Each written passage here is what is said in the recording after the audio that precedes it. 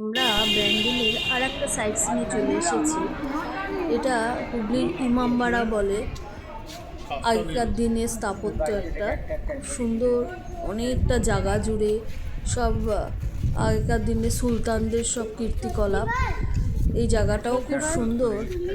আমরা সবাই ঘুরে ঘুরে দেখছিলাম, অনেকটা সময় কাটালাম এখানটা। খুব ভালোই লাগলো। দেখো তোমাদের কেমন লাগছে। এখানটার ওপরে একটা খুব সুন্দর ঘড়ি আছে, ঘড়িটা এখনো খুব সুন্দর করে বাজে। অনেকেই এসছিল এই দিনকে, প্রচুর লোক ঢুকেছিল। 20 টাকা করে টিকিট লাগে, এন্ট্রি ফি হচ্ছে 20 টাকা। এন্ট্রি ফি কেটে আমরা আস্তে আস্তে ইমামবাড়ার মধ্যে ঢুকলাম।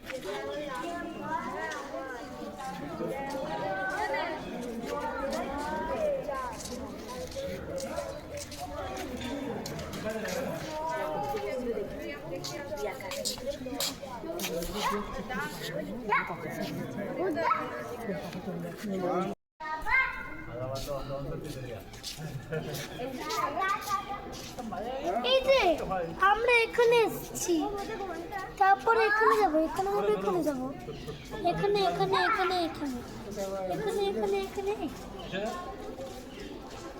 সত্যি ভাই আমরা এক জায়গাতে যাবো। দেখো আজকে